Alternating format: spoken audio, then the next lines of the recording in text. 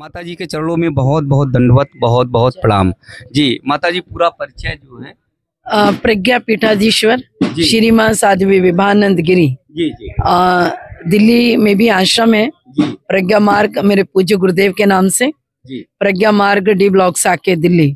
और उधर जबलपुर में भी आश्रम है। जी जी झारखंड में हमारा कॉलेज हॉस्पिटल्स हैं। जी जी तो हम एजुकेशन के क्षेत्र में जी हमारे स्कूल कॉलेज पूज्य गुरुदेव के नाम से चलते हैं, जी जहाँ पर हम लड़कियों को स्पेशल उनकी सेवा में रहते हैं और उनकी फीस भी माफ करते हैं। बीए बीएड कॉलेज है। शिक्षक। हाँ, गुरु स्वामी प्रज्ञानंद इंग्लिश मीडियम स्कूल है। जी जी तो हमारे एजुकेशन के क्षेत्र में जी और साथ में चिकित्सा शिविर और हॉस्पिटल्स जी हमारी संस्था के द्वारा चलाया जाता है। जी। समाज के लोगों को ये है कि संत महाराज जी केवल अपना टिक्कर बना लिया, प्रसाद कर लिया, भ्रमण कर लिया, बस इतना। आपने इतने बड़े बड़े काम बता दिए, कॉलेजेज हैं, आप चिकित्सा के क्षेत्र में, तो ये तो लोगों को पता ही नहीं रहते।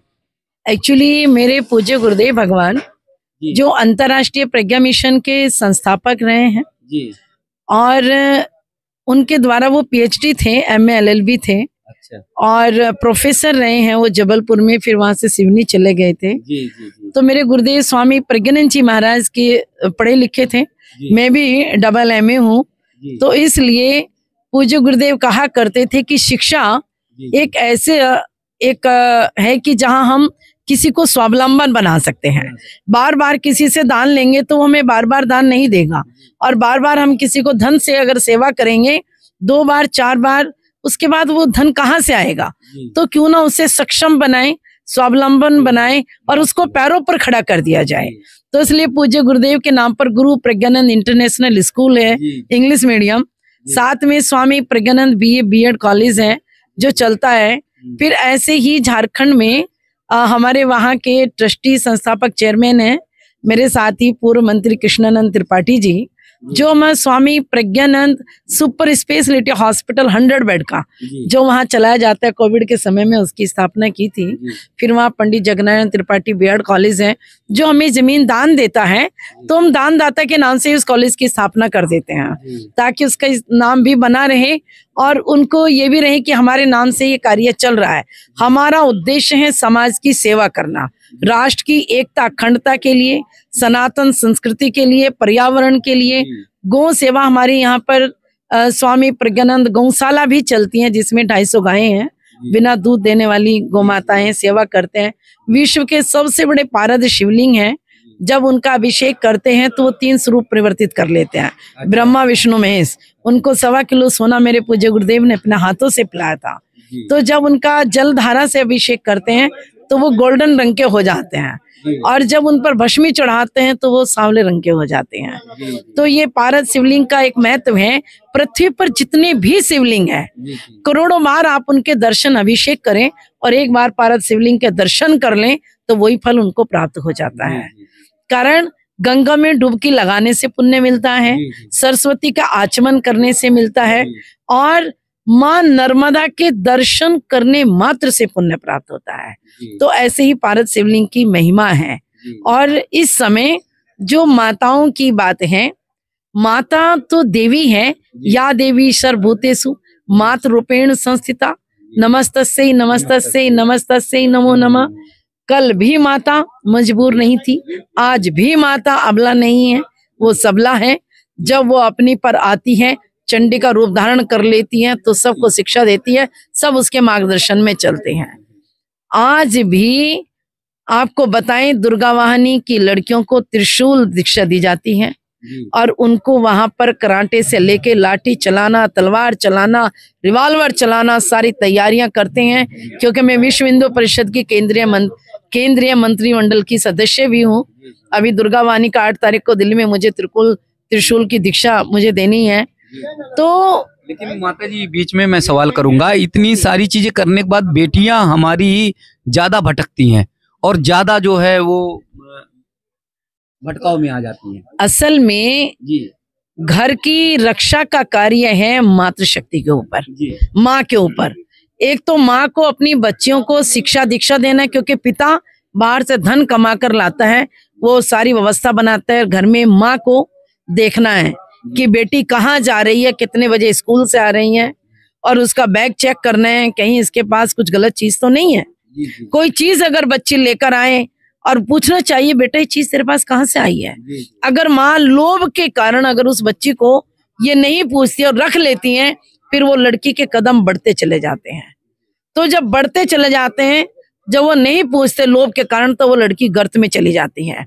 बाकी आपको एक बात कहना चाहूंगी कि त्रेता में भगवान श्री राम जी ने मैया सीता के साथ जब वनवास पर थे तो एक मर्ग बन करके स्वर्ण का आया और माँ को ललचा गया, और उन्होंने कहा कि मुझे, वो तो नारायणी थी, साक्षात लक्ष्मी थी, लेकिन होने के लिए बनाई जाती है। और उन्होंने भगवान श्री राम से कहा मुझे मर्ग छाला चाहिए। भगवान वहां से गए और उन्होंने लक्ष्मण रेखा खींच दिया, देखो इससे बाहर नहीं निकलना। लेकिन बहरूपिया के भेष में रावण आए और रावण ने माँ सीता का हरण कर लिया। ठीक इसी प्रकार से लव जिहाद मुस्लिम लड़कों को बताया जाता है, ब्राह्मण लड़की को तुम अगर शादी करोगे बहला बुसला करके तो इतने लाख रुपए तुम्हें देंगे, वैश्य की करोगे तो इतने लाख देंगे, क्षत्रिय की करोगे तो इतने लाख रुपए तुम्हें देंगे। तो ये वही रावण रूपी बहरूपियां हैं जो हिंदुओं की लड़कियों को बैला बुसला करके मुसलमान बनाते हैं। लेकिन ये लड़कियां अगर सतर्क हो जाएं, इनके माता पिता कदम कदम पर भारतीय संस्कृति का ज्ञान दे, तो वो लड़कियां सूटकेस में बंद ना हो और टुकड़े कटे हुए उनके ना मिले।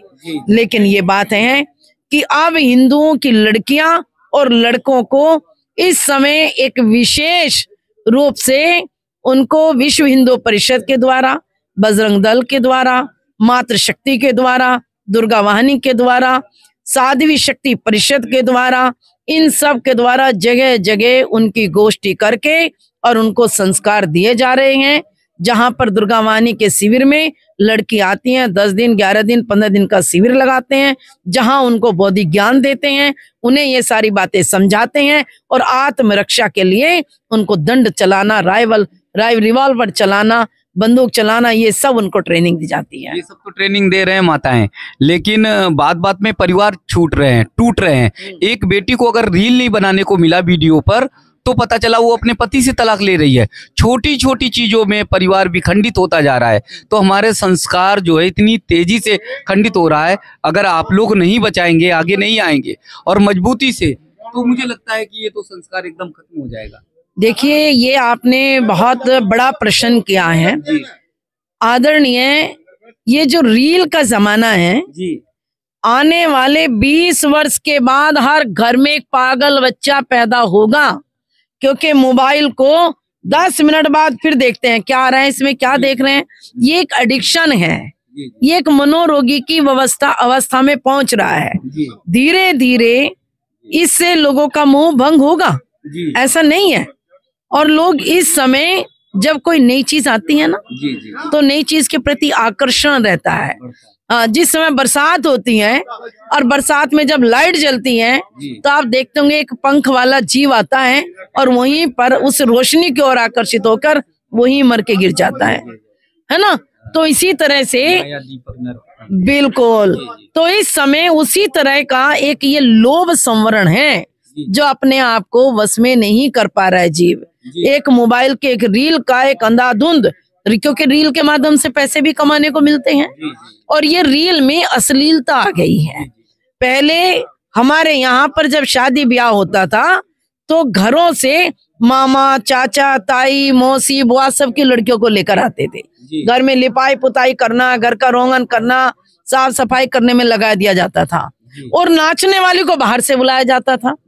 लेकिन आज अभी उल्टा हो गया है भारत में कि घर की औरतें नाच रही हैं, बाहर से कोरियोग्राफर बुलाए जाते हैं और बाहर के जो लोग जिनके हाथ का छुआ पानी भी नहीं पिया जाता था, वो महिलाएं घर में आकर खाना बना रही हैं। जो नाचने वाली थी वो खाना बना रही हैं और घर की औरतें नाच रही हैं।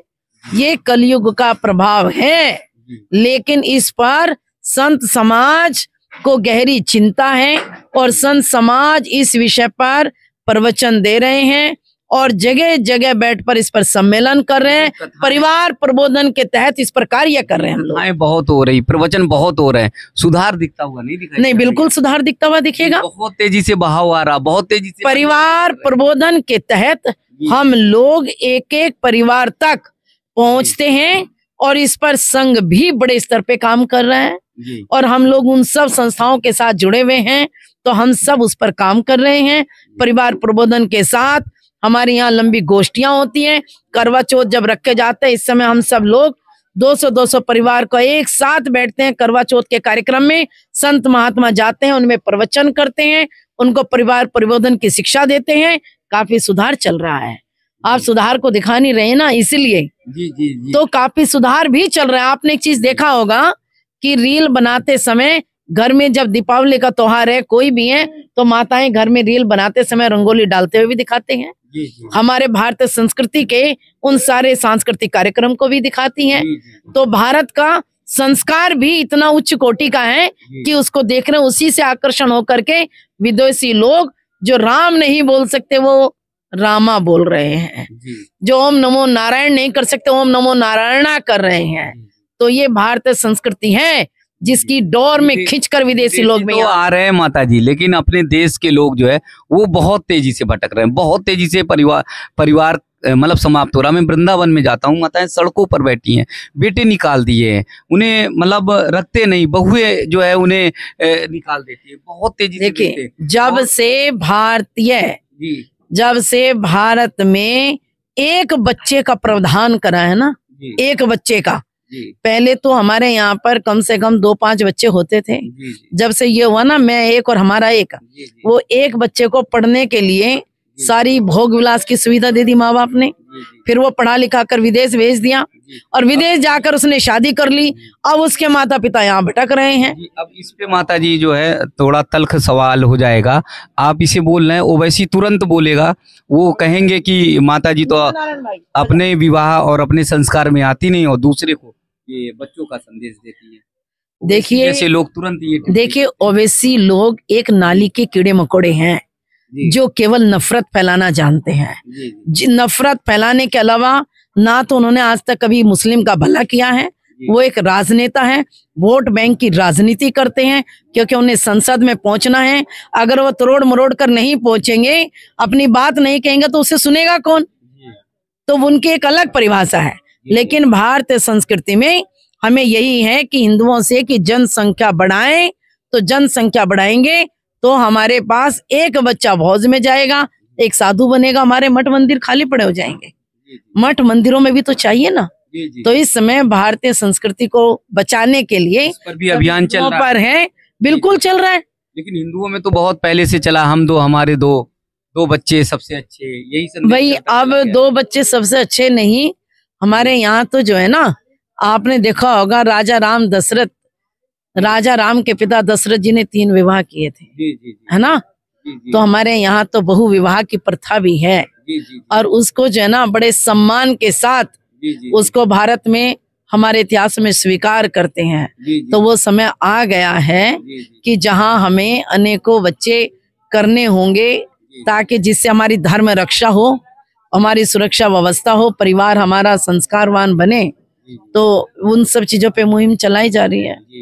बहुत सारी बातें माताजी से हुई हैं सनातन को लेकर, अपने धर्म और संस्कृति को लेकर, और जैसे माताजी ने बताया कि परिवार को बचाने के लिए हम सबको आना पड़ेगा, परिवार बढ़ाने पड़ेंगे, तमाम विषयों पे।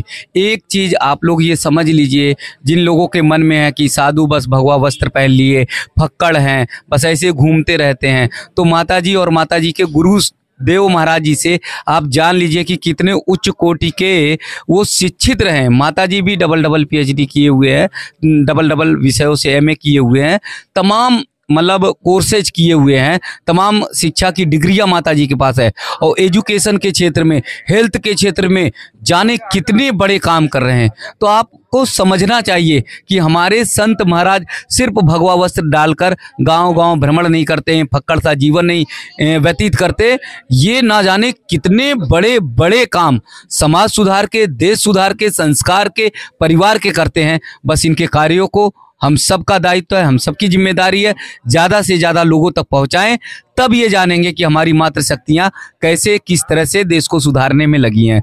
माता जी के चरणों में बहुत बहुत वंदन। इनको जितना साधुवाद दिया जाए, इनको जितना प्रणाम किया जाए, बहुत कम होगा, क्योंकि इतनी शिक्षा प्राप्त करने के बाद माँ जो है सेवा के काम में पूरा जीवन समर्पित कर दी। माँ को पुनः पुनः बहुत बहुत वंदन, बहुत बहुत।